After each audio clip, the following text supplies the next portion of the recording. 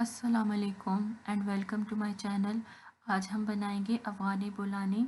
ये एक अफ़गानी पराठा होता है जिसकी स्टफिंग में हम आलू भी यूज़ कर सकते हैं, लीक्स भी यूज़ कर सकते हैं, कोई भी लेंटिल या फिर कीमा भी यूज़ कर सकते हैं। इसके लिए सबसे पहले हम डो बनाएंगे। डो के लिए हमने 2 कप ऑल पर्पस फ्लावर यानी कि मैदा लिया है और इसमें हम 1 कप होल व्हीट फ्लोर यानी कि गंदम का आटा मिलाएंगे।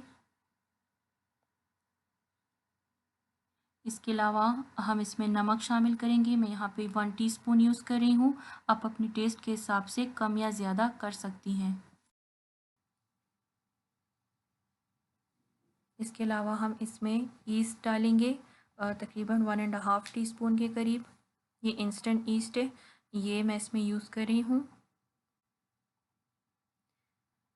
1.5 के करीब मैंने इसमें इंस्टेंट ईस्ट डाला और अब इसमें मैं ऑलिव ऑयल डालूँगी तकरीबन 1 टेबल स्पून के करीब हमने ऑयल डाला और हम इसे स्पून की मदद से मिक्स करेंगे। इसके बाद हम इसको गूँधेंगे। मैंने तकरीबन 1.5 कप गर्म पानी लिया है। गर्म पानी आपने बहुत ज़्यादा गर्म नहीं लेना। मैं पहले भी बता चुकी हूँ कि जब भी हम ईस्ट किसी चीज़ में यूज़ करते हैं तो उसको हम नीम गर्म पानी से ही गूँधेंगे। मैंने इसे अच्छे से यहाँ पे गूँध लिया है। तकरीबन 1.5 कप मेरा इसमें पानी लगा है और इसको अच्छे से गूँध कर इसके ऊपर पानी लगाकर हम इसे ढककर डबल होने तक हम इसे छोड़ देंगे। इसके अलावा स्टफिंग के लिए हम आलू लेंगे तकरीबन 4 अदद, मीडियम साइज़ के लहसुन लेंगे 3 अदद जवे और हरी प्याज लेंगे तकरीबन 3 से 4 अदद। आलूओं को हम छील लेंगे और इसे बॉईल करेंगे। छीलने के बाद हम इसे बॉईल करेंगे, लेकिन ओवर बॉईल नहीं करना क्योंकि बाद में हमने इसे कद्दूकश करना है। जो हमने हरी प्याज ली थी उसे हम चॉप करेंगे। आप लीक्स भी ले सकते हैं, वो थोड़ी सी इससे मुख्तलिफ होती है। हरी प्याज की टाइप्स ही होती है लेकिन थोड़ी सी मुख्तलिफ होती है। और साथ में हम लहसुन भी चॉप करेंगे। लहसुन को अच्छे से चॉप किया और इसको हम एक बाउल में डालेंगे और अब हम बॉईल किए हुए आलू लेंगे। ये आप देख सकते हैं कि मैंने इस स्टेज तक इसको बॉईल किया है। बहुत ज़्यादा सॉफ्ट नहीं है ये, बस थोड़े से तकरीबन 90-95% तक पके हुए हैं। और इसको मैं यहाँ पे अब कद्दूकश से मैश कर रही हूँ।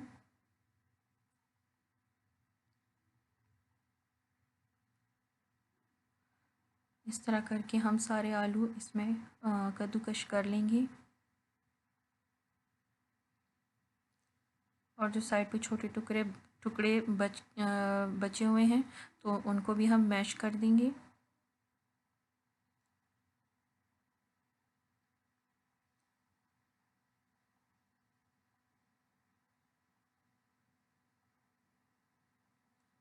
अब हम इसमें मसाले ऐड करेंगे।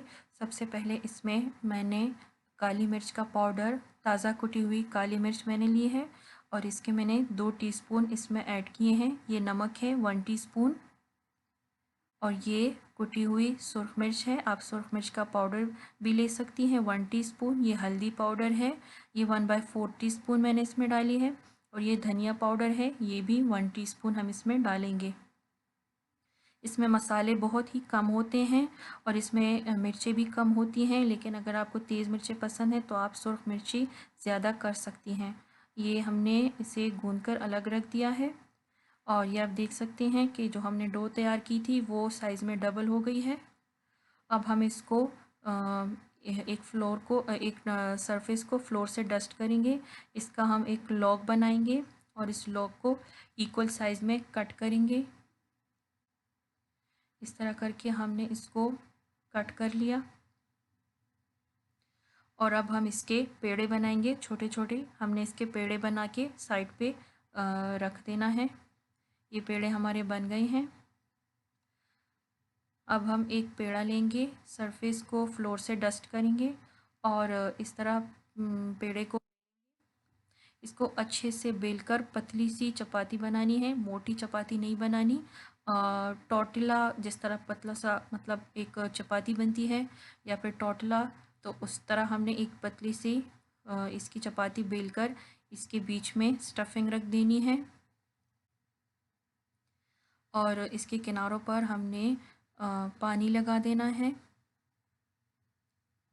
और अब इसको उठाकर हम कौन शेप देंगे, जैसे कि हम एक समोसा बनाते हैं तो समोसे की शेप देंगे।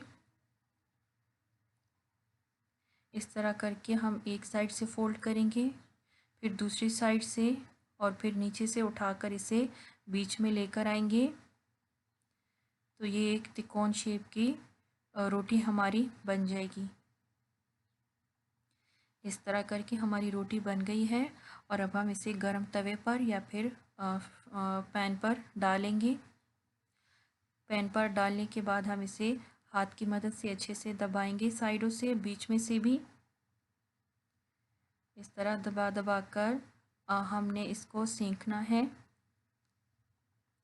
जब ये एक तरफ से ब्राउन हो जाए तो हमने इसकी साइड पलटनी है और इस स्टेज पे हम इस पे ऑयल डालेंगे और ब्रश की मदद से ऑयल फैलाएंगे या फिर चम्मच की मदद से ऑयल इस पे अच्छे से फैला लेंगे। और इसी तरह हम दूसरी साइड से भी इस पर ऑयल लगाएंगे और इसको अच्छे से गोल्डन ब्राउन होने तक फ्राई करेंगे और फिर हम इसे डिश आउट करेंगे। ये मैंने इसे निकाल लिया है, गोल्डन ब्राउन हो गई है। और ये आप देख सकती हैं मैंने इसे टमाटर की चटनी के साथ सर्व किया है। आप इसे किसी भी चटनी के साथ सर्व कर सकती हैं। उम्मीद है आपको मेरी वीडियो अच्छी लगी होगी। Thank you for watching.